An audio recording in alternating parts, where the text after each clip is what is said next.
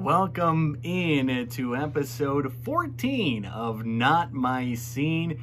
As my name is Taylor Nitz. That's Matt Ray, Taylor from Kway, Matt from Kway, Y99.3. That's the radio station that we're on. From time to time, not right now, possibly right now. Anyway, we are doing a little bit of a different episode this time around because this is as close as we'll get to Valentine's Day before we pass it. And so I thought that maybe we should pick songs that remind us of our wives. And so that's what we have done. I've picked a song that reminds me of my wife and given that to Matt for him to review. He's got a song that he's given to me that reminds him of his wife that I will review, and I'll put, as I always say, I'll put the videos down in the description so that you can go check those out before or after you watch this particular video, so you get a little bit of a better idea of what we are talking about. And Matt, how do you want to do this? How you start? Okay. So the song that I gave to Matt is a song by a band called Broadside, and the song is called Coffee Talk. Broadside is a pop punk band. If you've been watching these videos, they are fairly similar to Sincere Engineer. If you remember that a song that Matt reviewed earlier in the series, they are kind of like that. This is my favorite song by them by a long shot. The others, they're okay. There's nothing stand out. The rest of their catalog is not great, but this song I really like, and it I think sort of embodies kind of how I feel about my wife. And so Matt, what'd you think? Okay, first of all, it sounded nothing like the Saturday Night Live Coffee Talk sketches. That's true. Really, that is flabbergasted. Yeah, it's different than that. It is did not sound like butter. No, it didn't. But no, first for the video. The video does not tell the story. Yeah. It's fine, doesn't fit the lyrics. It is pop punk to a T. Yeah. A little humor, spitting in the burger, all these things that are just, I mean, it is like the era bottled up, put into a video for like how you do a pop punk video.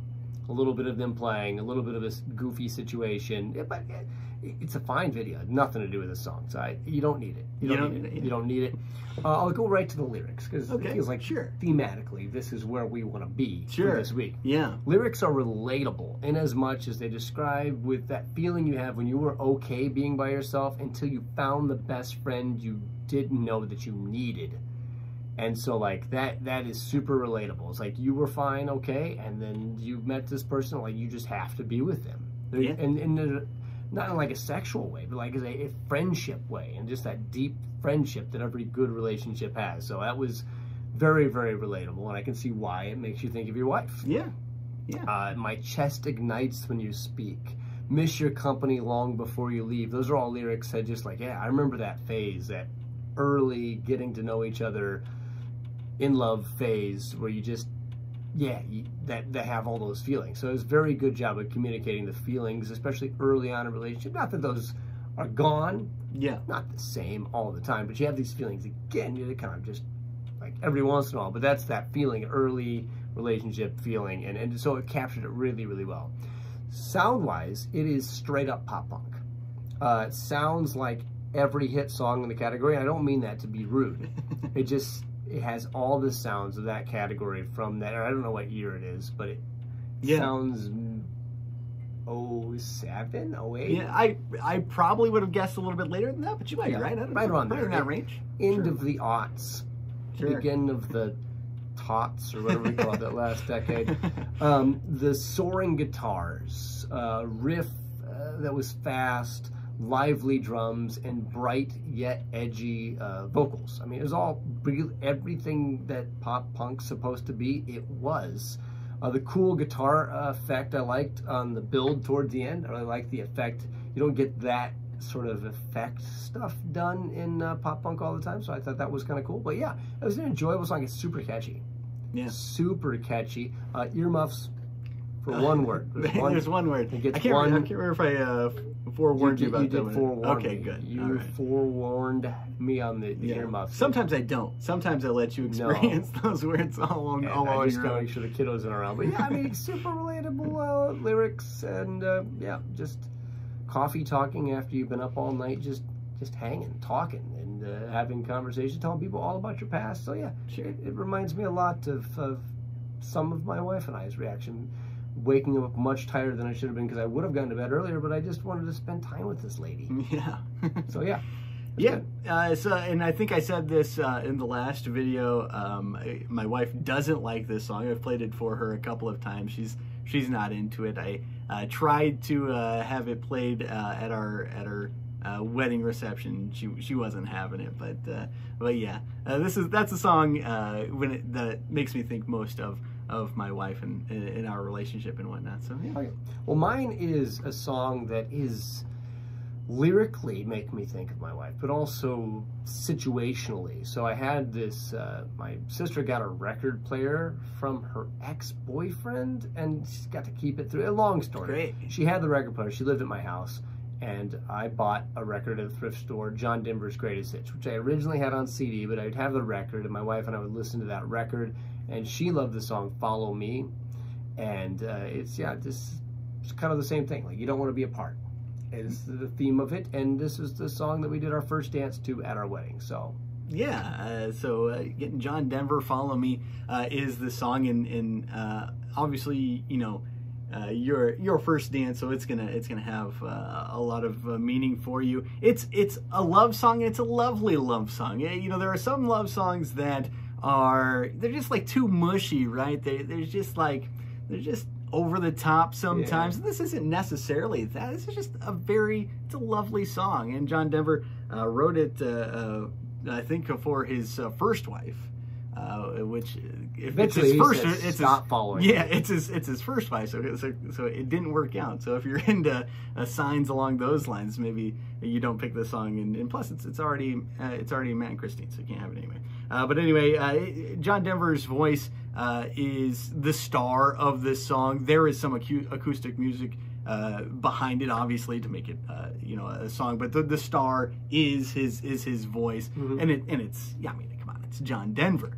It's very nice.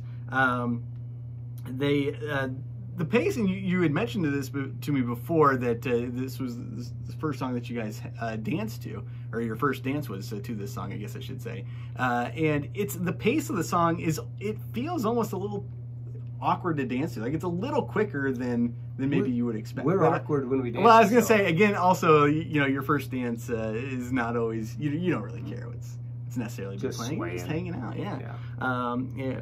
And it feels like a very 70s type song, and it's got that, I don't know how to explain it. It's just got this feeling of just kind of this like cool, like the vibe that a lot of people had, I guess, in the 70s, or stereotypically anyway. Mm-hmm. Just kind of like, you kind of just go with the wind type of deal. Like, it's a cool vibe, and it's you know, a lovely song, as I mentioned now several times.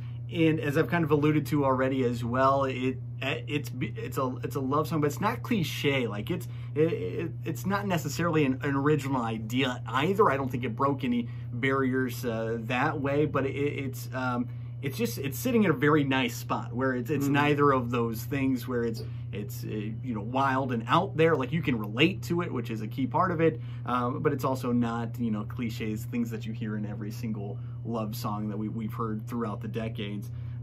There is a lyric in there, is my favorite lyric, is make it part of you to be part of me, which I like that sort of thought process, especially in your situation where you guys, and I guess in their situation too, where they're getting married, where you're literally combining your lives.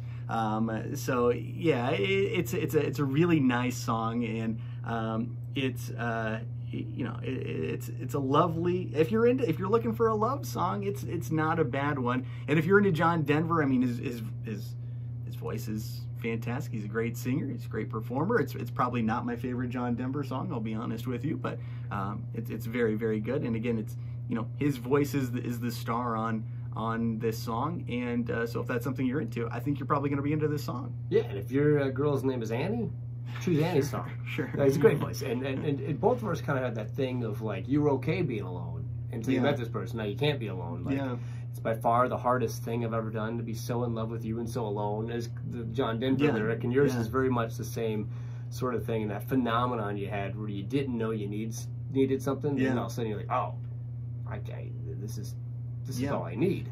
And it's such a good one. And Peter, Paul, and Mary have a version. Skip it.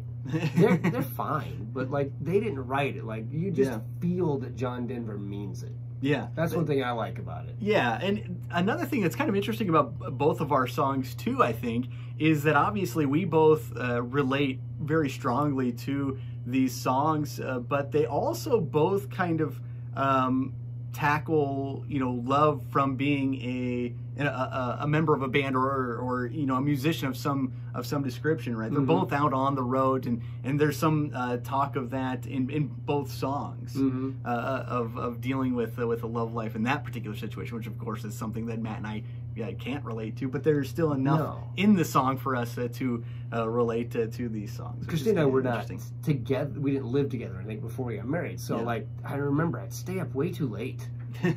You know, you just like, you just didn't want to be gone, and so then you're dragging the next day. But like, that half-hour drive between here and Cedar Falls was just the worst. Yeah. And I don't know why, it was just like, God, it just felt forever, and like, you hated it. So you hated to leave, then you're like, I gotta go home. And she had the same thing, and so both songs kind of have that whole like that young love stuff that hopefully still there. Yeah. So there you go. That's the episode, I guess, for our wives for Valentine's Day. I think this is the present that we give to our wives. This video. It's good enough. I don't know, what else could you possibly do? And if you're in a band and you're leaving a bunch, do leave it on a jet plane too. And once again, skip Peter, Paul, and Mary. As a general rule, skip Peter, Paul, and Mary. Unless you like hammers. Then they're the perfect go-to hammer song, or Lemons. Sure. It's a great song about lemons. Yeah. That's about it. How did we get here? How did we get to Peter, Paul, and Mary? My wife only knew the Peter, Paul, and Mary versions of these, and I introduced her John Denver. It's like, oh, these are remarkably better, and they can't sing "Take Me Home, Country Roads." That's true. Another interesting point. My wife is a big John Denver fan, so perhaps she would be. Did you play this for her? No, I did not play it for her. Play it Monday. I say she was in the room. Well, she was near the room when I was listening to it. She was watching the Olympics, and she was more into that. So. Well, I tell you, I played your song for my wife, and she's like, "This is a song that makes Taylor think of his wife." And then she heard mine, and she wanted to make out. So mine's much more effective. For your wife, I don't. Can you imagine if I had a song that made your wife want to make out? I didn't. I'm taking notes right now on this song here, honey. Back off. Gosh. All right. Well, do you have any idea of what you want to do for next week? I may give you the hip hop song. Ooh, hip hop song! I forgot that you had a hip hop song. Early '90s hip hop. Okay, so that's exciting. I have no idea what I'm going to give you. It's not my favorite song, but it makes me think of the man upstairs. Oh, okay. So we go from thinking about your wife to thinking about the man upstairs. So the next song is disgusting. It's the obvious transition. And for people who don't follow us at the radio station, I'm not talking about God.